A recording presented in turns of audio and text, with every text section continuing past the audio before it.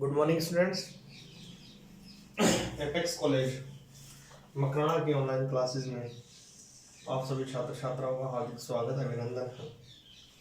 जैसे कि हम कल क्लास में कैंटिलीवर बीम के बारे में पढ़ रहे थे, जिसमें उसका वेट को हमने क्या माना था, काउंट किया था, पहले डेरिवेशन किया था जिसमें हमने वेट को काउंट नहीं किया था। तो हमारे पास जो डिफॉर्मेशन आया था, डिफॉर्मेशन की जो वैल्यू आई थी हमारे पास आई थी, वह जो डिफॉर्मेशन की वैल्यू आई थी वह आई थी W/IG into Young's modulus into L³/3। यह हमारे पास कल जो वैल्यू आई थी हम उसके बेसिस पे लिख रहे हैं क्या, डिफॉर्मेशन अर्थात उस बीम में चेंज कितना आया, बीम में डिफॉर्मेशन कितना आया, वह है यहाँ पर W/IG into Young's modulus into L³/3। ठीक है, आज हम ऐसी कैंटिलीवर बीम के बारे में डिस्कस करना चाहेंगे जिस पर वेट किसी एक किनारे पे ना लग के वेट किसी एक मिड पॉइंट पे लग रहा हो। सपोज कीजिए दिस इज कैंटिलीवर बीम। यदि यह कोई कैंटिलीवर बीम है, सॉरी यह कोई बीम है, कैंटिलीवर नहीं कर सकते क्योंकि इसका एक सिरा क्या है, बंधा हुआ नहीं है। मैं मानता हूं कि यदि कैंटिलीवर बीम पे यदि इस कैंटिलीवर बीम पे वेट W लग रहा है, कितना W लग रहा है, देखो यदि इस पे वेट कुछ इस प्रकार से लगे तो यह इस प्रकार से घूमने की कोशिश करेगी या नहीं करेगी, इसी प्रकार से होगी। यह कोई बीम है, यह कोई बीम है, यदि इस बीम को मैं इस प्रकार से इस पर कोई वेट लगाऊं तो इसी प्रकार से होगी या नहीं होगी, इस प्रकार से होगी। अर्थात इसमें क्या हो जाएगा, बेंडिंग उत्पन्न होगी। अर्थात जो वेट हमने बीच में लगाया वह यहाँ पर भी लगेगा और यहाँ पर भी लगेगा। यदि मैं इसको डायग्राम में शो करना चाहूँ, यदि मैं इसको डायग्राम में शो करना चाहूँ तो कैसे करेंगे कि इसके दो पॉइंट होंगे, इसके दो पॉइंट होंगे, पॉइंट ए और पॉइंट बी। यह बीम क्या करने लगेगी, कुछ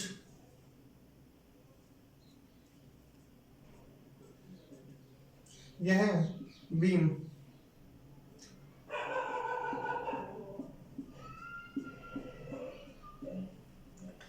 बीम क्या करेगी, यहाँ पर जो इसका वेट था वह आधा आधा हो जाएगा।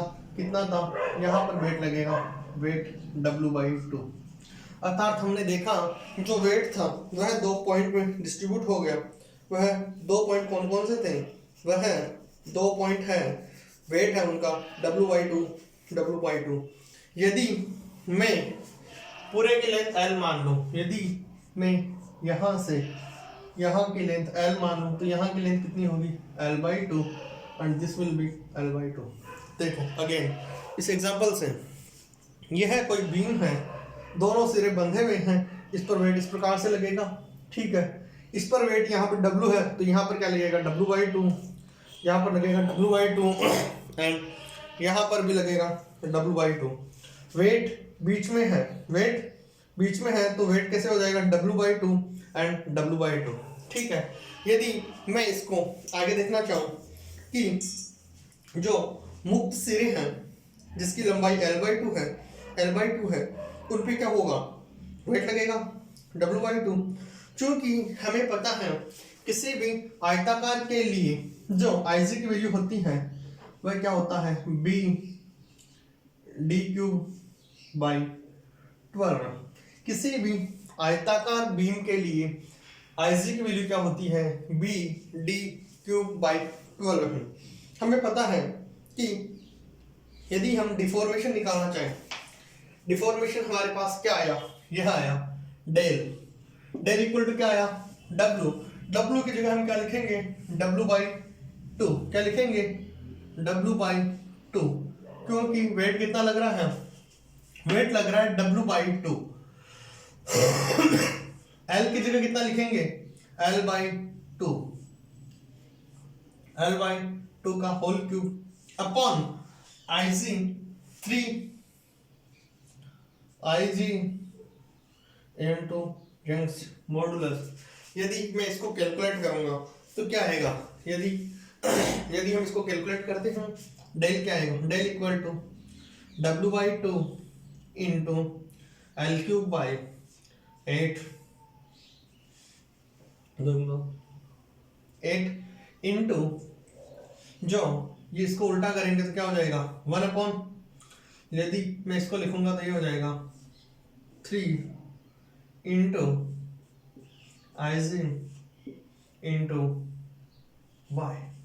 ठीक है, यदि मैं IG की वैल्यू पुट करना चाहूँ, हमारे पास जो डेल आया वह क्या आएगा, W/2 इंटू L/2 का होल क्यूब अपॉन 3yIg। यदि मैं इसको W और L की टर्म में लिखना चाहूँ तो क्या हो जाएगा, यह हो जाएगा W/L³ अपॉन 48, W बाई क्या हो जाएगा 8 दूनी 16, 48, क्या हो जाएगा, डेल की वैल्यू आएगी आपको W/L³ by 48 IG into y। ध्यान रखना यह किसके लिए है, क्योंकि बीम के दोनों सिरे बंधे हुए हैं, उन पर किसी चीज पर टिके हुए हैं, उस पर क्या लग रहा है, वेट लग रहा है, वेट लग रहा है W। तो दोनों सिरों पर वेट कितना था, हो जाएगा W/2, लेंथ L है तो क्या हो जाएगा L/2।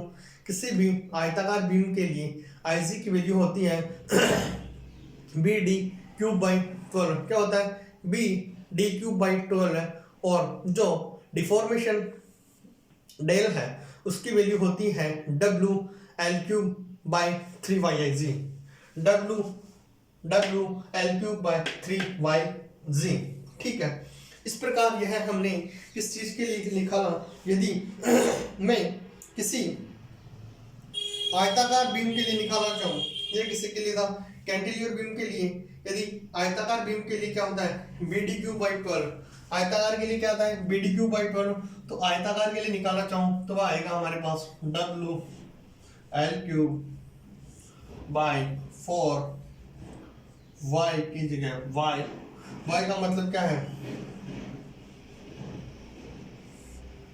ठीक है L³ है यहाँ पर। यदि मैं यहाँ पर इस वैल्यू में देखो जो हमारे पास यहाँ पर है, यदि मैं किसी सर्कुलर बीम के लिए निकालना चाहूँ तो क्या होता है πr⁴/4, क्या होता है πr⁴ इंटू 4, तो उसके लिए क्या होगा WL³ उसके लिए सर्कुलर, ये किसके लिए वृत्ताकार या बेलनाकार, वृत्ताकार के लिए यदि हम इसमें लिखते हैं डेल इक्वल टू क्या होगा, W की जगह W, IG की जगह लिखेंगे इंटू 4 वाला 4 πr²/4, तो नीचे क्या आ जाएगा W/12, इधर देखो ये 4 इंटू 3 मिलके क्या बन जाएगा 12, ऊपर क्या हो जाएगा L³ का L³ इंटू पाई की जगह πr⁴ इंटू y की जगह y। ठीक है, हमने किसी भी याद करने के लिए हमें पता है आयताकार के लिए किस पे डिपेंड करती है, वह डिपेंड करती है जो डिफॉर्मेशन है वह डिपेंड करती है W पे, अर्थात del is directly proportional to weight, del is directly proportional to L³। Deformation उसके वेट और उसकी लंबाई के L³ पे डिपेंड करती है, यह डिपेंड करती है 1 is directly proportional to 1/b and is directly proportional to 1/d³। ये तीनों चीजें याद रखनी है। यदि अब हम किसी भी, हमने क्या देखा, किसी भी आयताकार के लिए निकालना देखा, उसके बाद अब हम पढ़ेंगे टॉर्जन इन ए सिलेंडर। क्या टॉर्जन इन ए सिलेंडर, सबसे पहले सिलेंडर कह दो या आप एक वायर कह दो, बात एक ही है। यदि मैं किसी सिलेंडर में टॉर्जन, इसमें किसी को डाउट नहीं होना चाहिए, एक बीम ली है जिस पर वेट हमने बीच में W लगाया है, तो उसके किनारों पे जो वेट का डिस्ट्रीब्यूशन होगा वही क्या होगा वह होगा आपके y/2 क्या y/2 एंड y/2। यदि मैं y/2 को l/2 पे मान लूं तो जैसा कि हमने कल कैंटिलीवर बीम में पढ़ा, डिफॉर्मेशन क्या होता है, डिफॉर्मेशन होता है आपके WL3/3 yig। हमने क्या किया, आज जो IG की वैल्यू होती है वह किसी रेक्टेंगुलर के लिए क्या होती है BDQ/12। हमने इनकी वैल्यूज को पुट किया और हमने जो हमारा डिफॉर्मेशन है वह निकाला। आज हम पढ़ रहे हैं किसी भी सिलेंडर में या टॉर्जन। देखो टॉर्जन का मतलब सीधा सा है, यदि यह कोई सर्कुलर या वायर है, इसको मैं मरोड़ रहा हूँ, क्या मरोड़ना, किसको मरोड़ना, क्या है मरोड़ना ही क्या है, इसके लिए टॉर्जन है। जैसे कि मैं इसको मरोड़ता हूँ तो इसका एक सिरा क्या है, फिक्स है। इसका देखो यदि ये कोई सिलेंडर है, यदि यह कोई सिलेंडर है, मैं इसके एक सिरे को ऐसे मरोड़ रहा हूँ, क्या हो मरोड़ रहा हूँ, तो इसमें क्या होगा, डिफॉर्मेशन आएगा या नहीं आएगा, ठीक है। जैसे आप यदि हम इसके एक सिरे को मरोड़े तो हमारे पास जो डिफॉर्मेशन आएंगे सिलेंडर के लिए वह किस प्रकार आएंगे। हमने देखा होगा हम किसी तार को तोड़ने के लिए क्या करते हैं, एक डायरेक्शन में फोर्स, फिर अगेन डायरेक्शन में फोर्स, ऐसे अगेन ऐसे, ऐसे अगेन ऐसे करते हैं।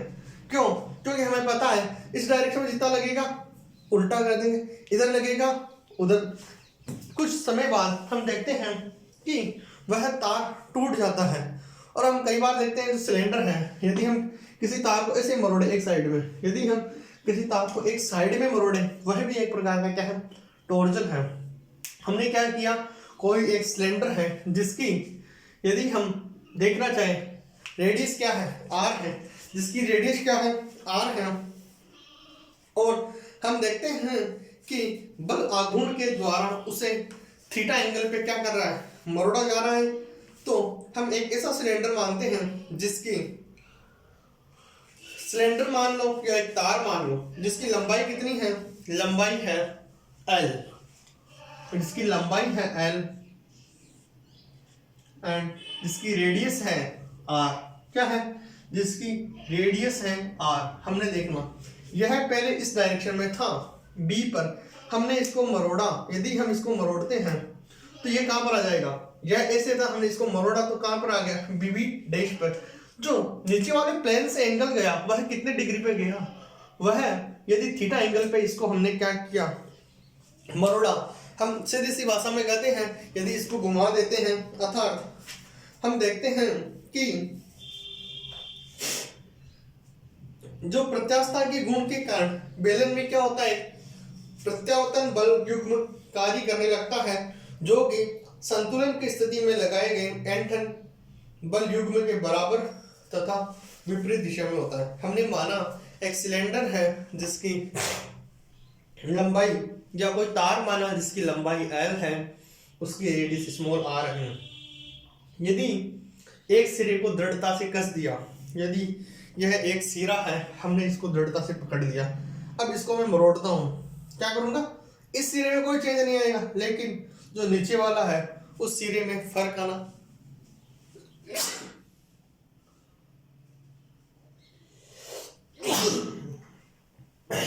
इस सिरे में क्या आना लग जाएगा, फर्क आना शुरू हो जाएगा।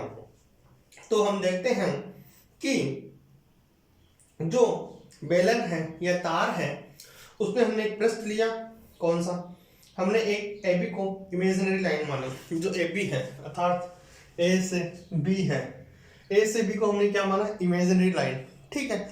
हमने सोचा कि इस इमेजिनरी लाइन के अबाउट यह कितने डिग्री से घूमा है, इस AB से यह इमेजिनरी लाइन से यह कितने डिग्री पे घूमता है। जब हमने टॉर्जन पैदा नहीं किया, टॉर्जन मतलब हमने इसको घुमाया नहीं, तो यह क्या था, यह पहले B स्थिति पे था, पहले किस स्थिति पे था, इधर देखो, यह पहले पोजीशन B पे था, अब कहाँ पर आ गया, B डैश पर, कहाँ पर, B डैश पर। देखो यदि यह पहले B स्थिति में था और अब स्थिति B से कहाँ पर होगी, B डैश, और रेखा AB क्या होगी, AB डैश, AB के साथ कितना डिग्री का एंगल बना रहे, थीटा के। इधर देखो यह पहले इस प्रकार से था, ए बी था, ये क्या था ए बी। अब यह है ए बी के साथ कितना डिग्री का एंगल बना रही है, किसी 5 डिग्री का, किसके साथ 5 डिग्री का, और इसके साथ कितने का बना रही है, थीटा डिग्री का, कितना थीटा डिग्री का।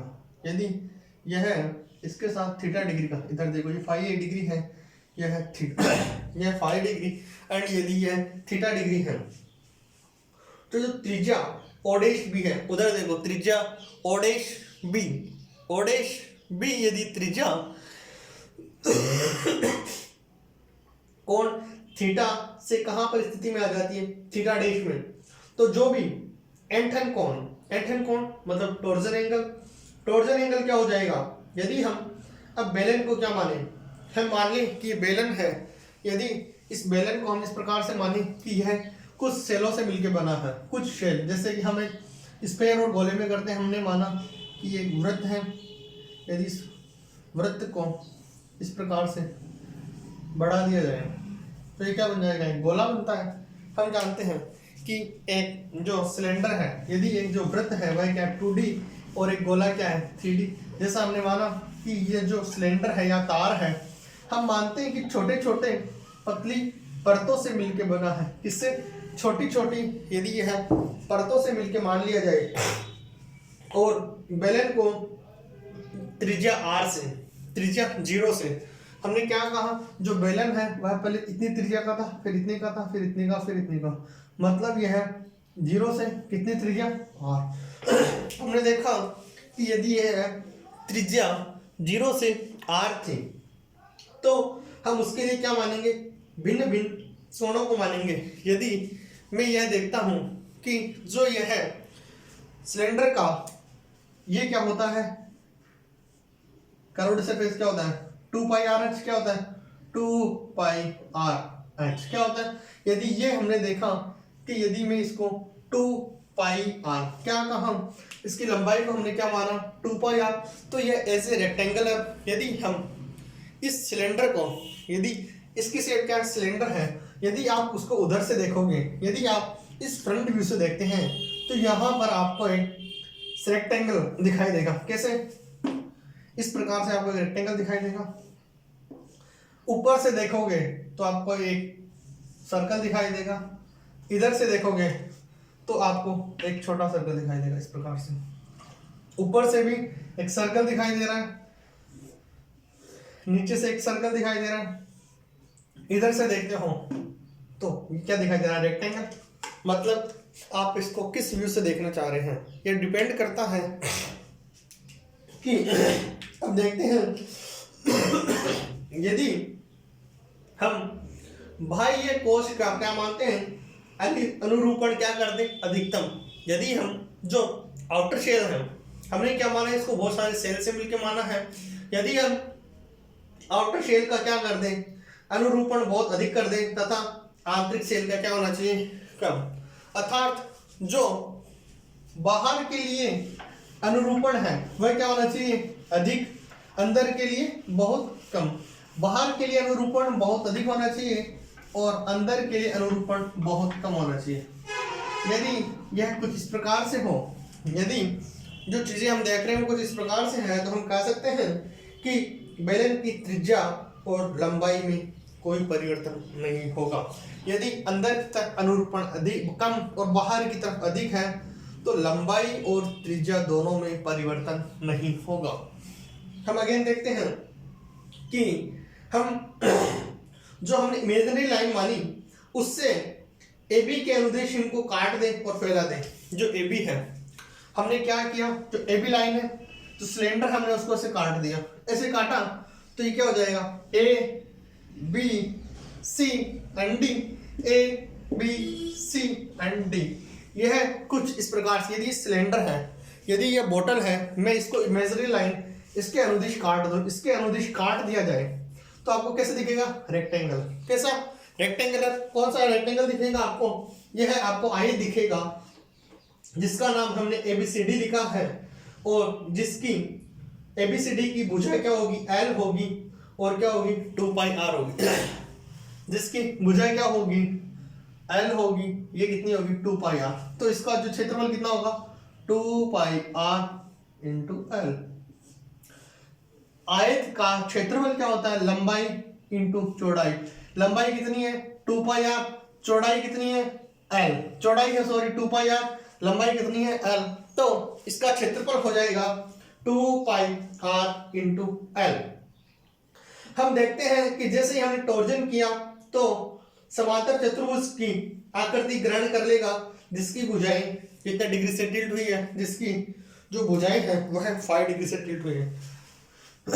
जैसे ही एन टर्न लगाया तो ये क्या हो जाएगा? Theta degree. जैसे यहाँ से पहले ए बी सी डी था, उसके बाद इसको जैसे ही मरोड़ा, इसको जैसे एन टर्न किया तो क्या हो जाएगा? यह 5 डिग्री से अनुरूपण इनमें हमें दिखाई देगा और इससे भुजाई हो जाएगी A B dash C dash, A B dash C dash into D. देखो A B dash C dash into D, यह इस फॉर्म में जब आ जाएगा तो हम देखते हैं कि जो अनुरूपण कोण है वह क्या है?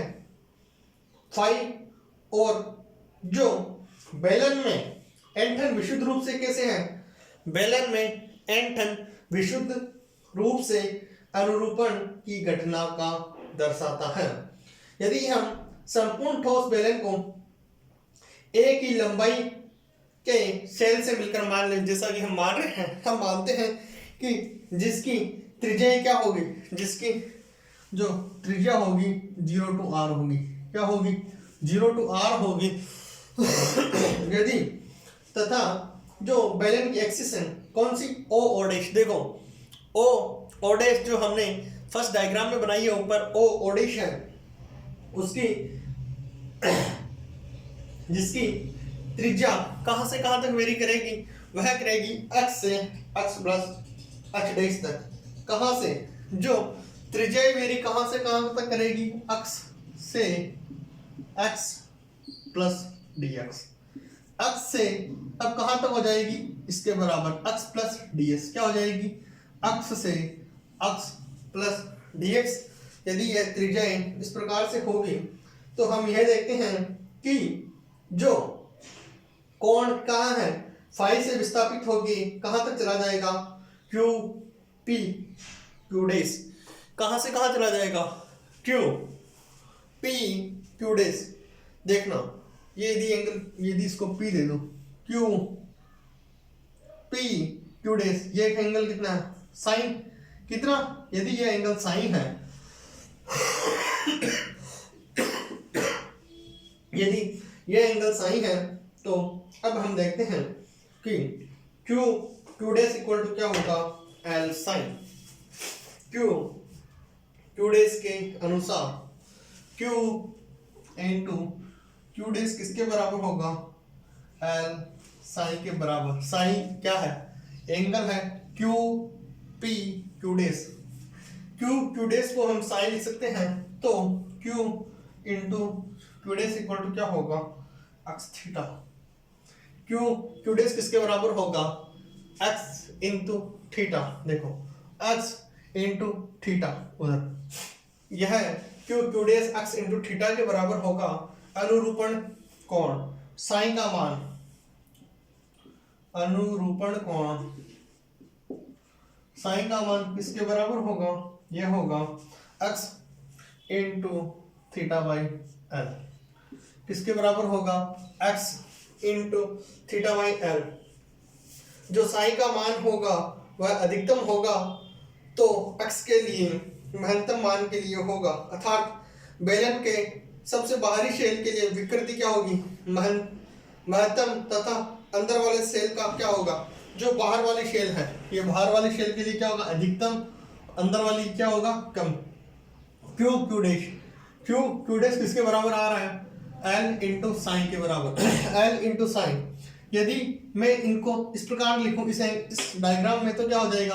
X into theta, x into theta. यदि मैं साइन को लिखना चाहूं, जो यदि मैं x into theta by sine क्या हो जाएगा? थीटा क्या हो जाएगा? Q Q dash by x, Q Q dash by x. तो हमारे पास जो अनुरूपण कोण आएगा वह क्या आएगा? X into theta into L. ठीक है, यदि हम अनुरूपण प्रत्यास्था गुणांक या अनुरूपण प्रत्यास्था गुणांक निकालना चाहिए। ईटा की मान तो वह आएगा आपके अनुरूपण प्रतिबल बटा अनुरूपण विकृति, अनुरूपण प्रतिबल बटा अनुरूपण विकृति। यदि मैं अनुरूपण प्रतिबल निकालना चाहूं, अनुरूपण प्रतिबल, उसका मान किसके बराबर आएगा? ईटा साइन के बराबर। साइन का मान है x थीटा बाई एल। क्या है? x theta by L. तो ये होगा eta into x theta by L. ये किसका मान है? साइन का मान। साइन का मान क्या है? साइन का मान है, यदि अनुरूपण प्रतिबल निकालना चाहूं तो लिख दूंगा, ऊपर लिखूंगा ईटा into x theta by L, तथा जो हमारे पास, हमें पता है कि जो बेलनाकार कोश है उसके आधार का क्षेत्रफल कितना है?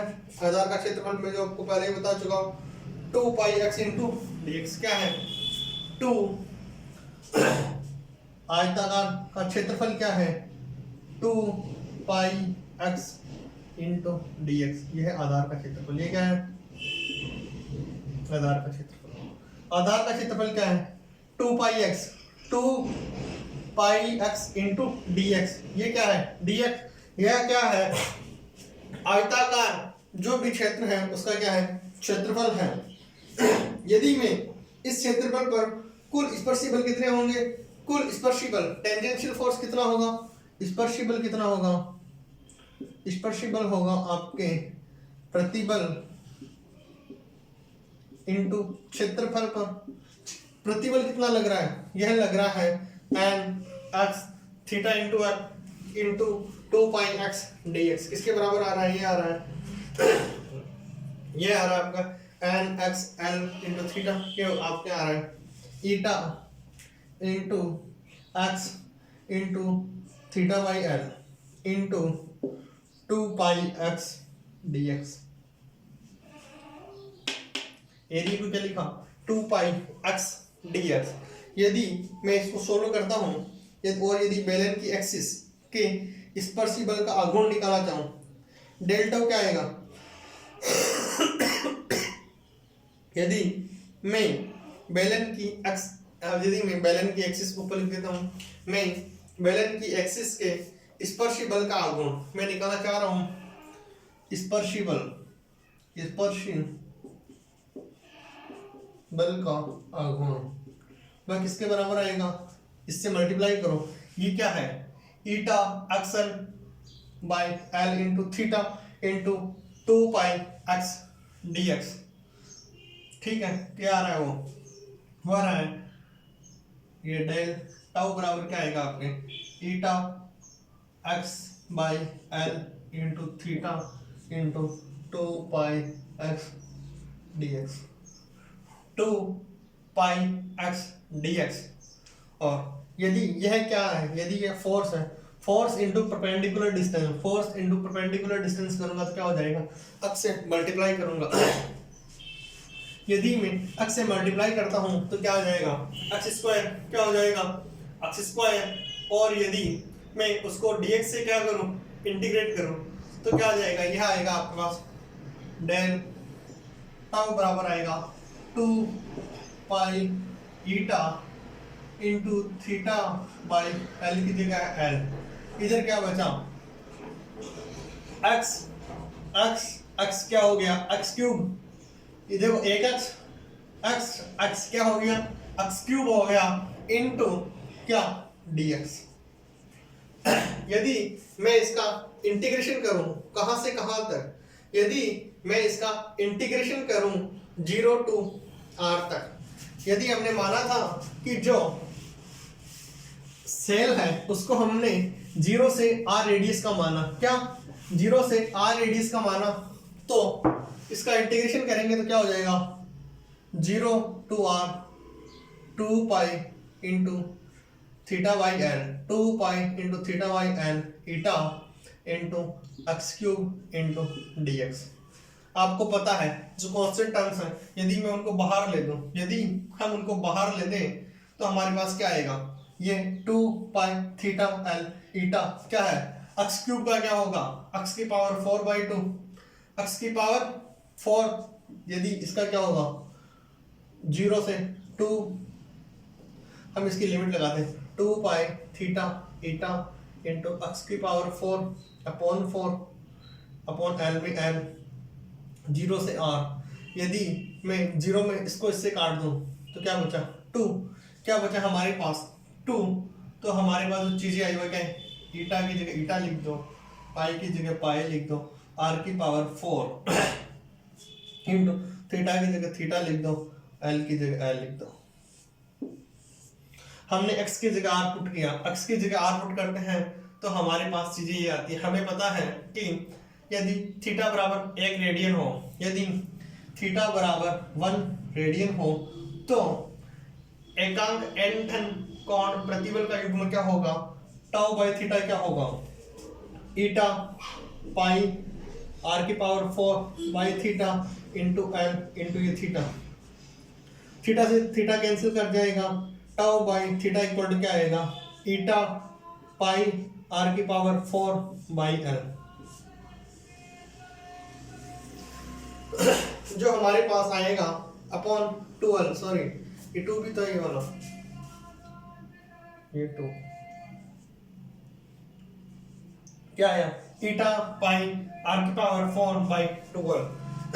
यदि अब हम देखते हैं कि एकांक टॉर्जनल रिजिडिटी क्या है, c क्या है, टॉर्जनल रिजिडिटी। यदि मैं w को 0 से थीटा के लिए इंटीग्रेट करूं, यदि मैं w इक्वल टू क्या होता है, यदि मैं w को 0 से थीटा के लिए इंटीग्रेट करूं, हमने क्या निकाला, यह है टाउ बाई थीटा। यदि मैं टाउ की वैल्यू टाउ इंटू थीटा करूं, क्या करूं, टाउ इंटू थीटा, अर्थात यदि मैं w निकालना चाहूं तो कार्य कितना होगा 0 to theta tau into d theta. हमारे पास टाउ की वैल्यू क्या आई, हमारे पास जो टाउ की वैल्यू आई वह आई ईटा इंटू पाई r की power 4/12 into d theta integration from 0 to theta. यदि आप इसको इंटीग्रेट करोगे तो आपके पास वैल्यूज आएगी पाई ईटा r की power 4/12 into theta square by r into theta square by 2।